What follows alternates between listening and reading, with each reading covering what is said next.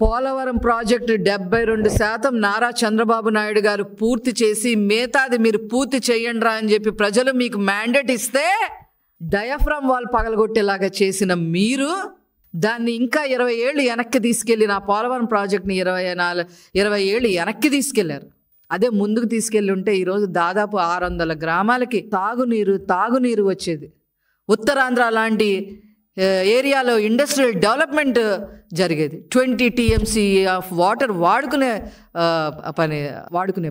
బడ్జెట్లో అంట బొగ్గన రాజేంద్ర ప్రసాద్ గారు ఏదో చెప్తా ఉంటారు, బడ్జెట్ అంతా ఉందంట, సంపద సృష్టించడం మాత్రం మాకు రాలేదంట. ఒక్కసారి పట్టుసీమ ప్రాజెక్టు గురించి చదవండి. పట్టుసీమ ప్రాజెక్టు వల్ల ఈరోజు 44,000 కోట్ల ఆదాయం వస్తూ ఉంది. అది సంపద సృష్టించడం అంటే. మీరు చేసిన తప్పిదాలన్నీ మూసి పెట్టుకొని మీ సోషల్ మీడియాని బయటికి వదిలి ఇష్టం వచ్చినట్టుగా మాట్లాడతారా? పైగా ఇప్పుడేంటో మేము కొంతమందిని అరెస్ట్ చేస్తే మేమంతా కక్ష సాధింపంట. చట్టం తన పని తాను చేసుకుంటా పోతుంటే మేము కక్ష సాధింపు చేస్తున్నాం అని మాట్లాడుతూ ఉన్నాం. మేము రెడీనే కక్ష సాధింపుకి, కానీ నారా చంద్రబాబు నాయుడు గారు రెడీగా ఉండరు. మాకు అదే ప్రాబ్లం. మా ప్రాబ్లం అదే ఇంటర్నల్గా. నారా చంద్రబాబు నాయుడు గారు ఏ రోజు కక్ష సాధింపుని ఎంకరేజే చేయరు. వాళ్ళు అలా చేశారు, మనం కూడా చెయ్యాలి, మనం ఏంటో చూపించాలి అని చెప్పి మేము చెప్పినా మా నోళ్ళు ముయిపిస్తూ ఉంటారు నారా చంద్రబాబు నాయుడు గారు. మా ప్రాబ్లం అదే. ఇంట్లో ఆడవాళ్ళని సైతం మీరు వదిలిపెట్టకుండా మీరు మాట్లాడారు. అసలు ఏం పార్టీ మీ పార్టీ? ఆ బురద పార్టీ, ఆ జైలు పార్టీ మీది. అదొక బురద పార్టీ, అది క్రిమినల్ పార్టీ, అది చెంచల్ కూడా జైలు పార్టీ అది.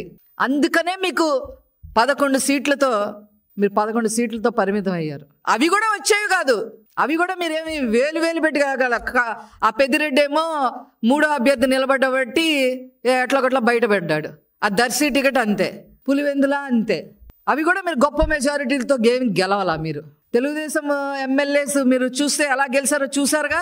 95, 91, 91,000, 80,000, 85,000, 50,000, 60,000 మీకు ఎక్కడన్నా వచ్చినాయి అలాగా? మీ 11 సీట్లలో కారు కూతలు కూస్తే మాత్రం సహించేది లేదు. మీరు ఒకసారి అబద్ధాలు చెప్పి ప్రజలను నమ్మిస్తారేమో, ఈసారి మేము అలా కాదు. మీరు ఒక్కసారి చెప్తే ప్రజలకు మేము 10 సార్లు చెప్తాం.